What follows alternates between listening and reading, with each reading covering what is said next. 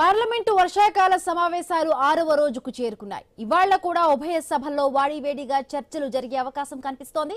Neat paper leak వ్యవహారం, విద్యార్థులపై lathi charge ఘటనలపై కేంద్రాన్ని నిలదీసేందుకు విపక్షాలు సిద్ధమవుతూ ఉన్నాయి. ఈ అంశాలపై లోక్సభ, రాజ్యసభల్లో విపక్షాలు వాయిదా తీర్మానాలు ఇవ్వనున్నాయి. దేశవ్యాప్తంగా విద్యార్థులను ప్రభావితం చేసిన పేపర్ లీక్ ఘటనలపై సమగ్ర చర్చ జరపాలంటూ కూడా డిమాండ్ చేయనున్నాయి. గత 12 ఏళ్లలో చోటు చేసుకున్న పేపర్ లీక్ ఘటనలను ప్రస్తావిస్తూ విద్యా వ్యవస్థలో కేంద్ర ప్రభుత్వ వైఫల్యాలను ఎత్తి చూపేందుకు విపక్షాలు వ్యూహాలు సిద్ధం చేస్తున్నాయి.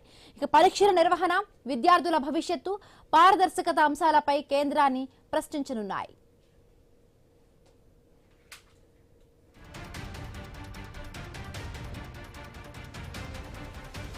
మరొకవైపు విద్యా విధానంలో తీసుకువచ్చిన మార్పులు, సంస్కరణలు, పరీక్షల నిర్వహణలో చేపట్టిన చర్యలను కేంద్ర ప్రభుత్వం సభలో వివరించనుంది.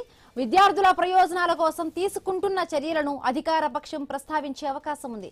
నీట్ పేపర్ లీక్ అంశం ఇప్పటికే రాజకీయంగా తీవ్ర దుమారం రేపిన నేపథ్యంలో పార్లమెంట్లో ఇవాల్టి చర్చలు మరింత కీలకంగా మారాయి.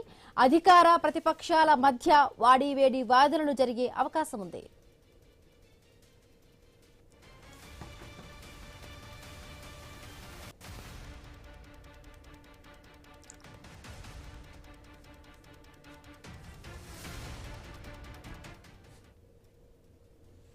దేశవ్యాప్తంగా పబ్లిక్ పరీక్షల్లో పేపర్ లీకేజీలు, ఇతర అక్రమాలను అరికట్టేందుకు కేంద్ర ప్రభుత్వం కీలక చర్యలు చేపడుతోంది. ఈ మేరకు పబ్లిక్ పరీక్షల అక్రమాల నిరోధక సవరణ బిల్లును ఈ రోజు లోక్సభలో ప్రవేశపెట్టనుంది. కేంద్ర మంత్రి జితేంద్ర సింగ్ ఈ బిల్లును సభలో ముందుంచనున్నారు. ఈ సవరణల ప్రకారం పేపర్ లీకేజీలు, పరీక్షల నిర్వహణలో జరిగే అక్రమాలపై మరింత కఠినమైన చర్యలు తీసుకునేలా చట్టాన్ని బలోపేతం చేయనున్నారు.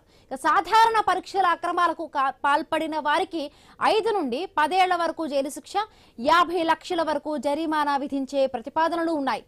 ఆర్గనైజ్డ్ ముఠాలు, పేపర్ లీక్ గ్యాంగ్స్ పై మరింత కఠినమైన చర్యలకు బిల్లులో చోటు కల్పించారు. అలాంటి ముఠాలకు 10 కోట్ల వరకు జరిమానా విధించే అవకాశం ఉంది.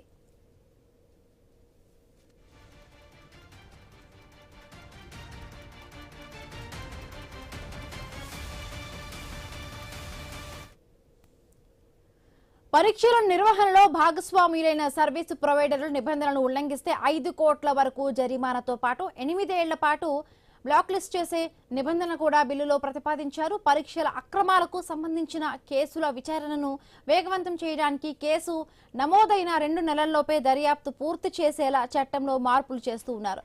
అలాగే ఈ కేసుల త్వరితగతిన విచారణ కోసం ప్రత్యేక ఫాస్ట్ ట్రాక్ కోర్టుల ఏర్పాటుకు కూడా బిల్లులో ప్రతిపాదనలు ఉన్నాయి.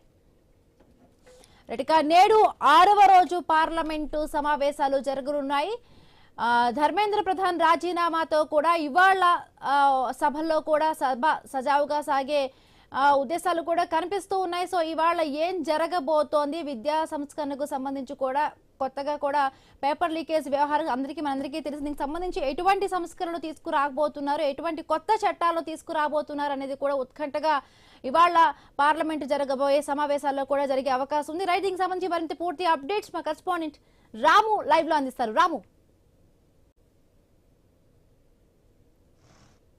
సమావేశాలు ఈ రోజు కీలకంగా చెప్పుకోవచ్చు. అయితే ఈ రోజు కూడా ఉభయ సభల్లో తీవ్ర వాగ్వాదం జరిగే అవకాశాలు అయితే స్పష్టంగా కనిపిస్తున్నాయి. గత 5 రోజులుగా నీట్ పేపర్ లీకు, విద్యార్థుల ఆందోళన, వాటిపై పోలీసు చర్యలు పై విపక్షాలు చర్చకైతే చేసే పరిస్థితి అయితే కనిపిస్తుంది. అంతేకాకుండా ఏదైతే అధికార ప్రతిపక్షాల మధ్య తీవ్ర వాగ్వాదం కూడా చేసుకునే పరిస్థితి అయితే కనిపిస్తుంది. ఈ రోజు ఉదయం లోక్సభ, రాజ్యసభ సమావేశాలు ప్రారంభమైన వెంటనే ప్రతిపక్ష పార్టీలు వాయిదా తీర్మానాలకు నోటీస్ ఇవ్వడానికి కూడా సిద్ధమయ్యావి. సాధారణ శాసన కార్యక్రమాలు నిలిపివేసి నీటి పేపర్ లీకు, ఇతర పోటీ పరీక్షల అక్రమాలపై కూడా నోటీసులు ఇచ్చే అవకాశాలు అయితే స్పష్టంగా కనిపిస్తుంది. అంతేకాకుండా దీనిపై చర్చకు కూడా పట్టుబట్టే అవకాశాలు అయితే కనిపిస్తున్నాయి.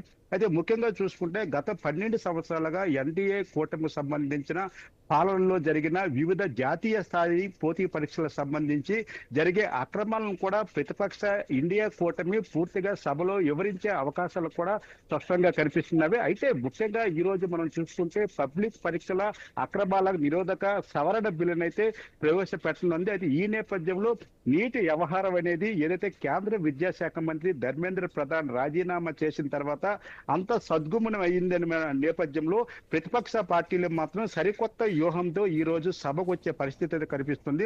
ఒక్క నీటి ఎగ్జామే కాదు, గత 12 ఏళ్లుగా జరిగిన అక్రమాలపై కూడా లేవనెత్తే అవకాశాలు అయితే స్పష్టంగా కనిపిస్తుంది.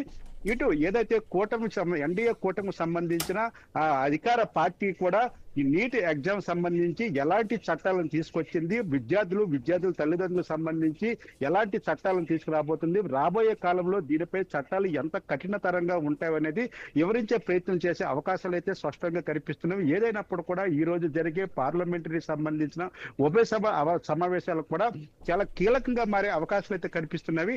అయితే పబ్లిక్ పరీక్షల అక్రమాల నిరోధక సవరణ బిల్లుతో పాటు ఏదైతే సుప్రీంకోర్టు న్యాయమూర్తుల పెంపుకు సంబంధించిన బిల్లును కూడా ఈ రోజు ప్రవేశపెట్టే అవకాశాలు స్పష్టంగా కనిపిస్తున్నాయి. అటు మనం చూసుకుంటే prevention of insult to national honour amendment సంబంధించిన బిల్లును కూడా రాజ్యసభలో ఆమోదించే అవకాశాలు అయితే కూడా స్పష్టంగా కనిపిస్తున్నాయి. ఏదేమన్నా కూడా నీటి వ్యవహారంపై ఇండియా కూటమి ఇంకా మరికొంచెం గట్టిగా అధికార పార్టీని నిలదీసే పరిస్థితి అయితే స్పష్టంగా కనిపిస్తుంది. మరి ఈ నేపథ్యంలో సభ సజావుగా జరుగుతుందా లేదా అనేది మాత్రం ఆసక్తికరంగా మారింది. Right, thank you Ramu.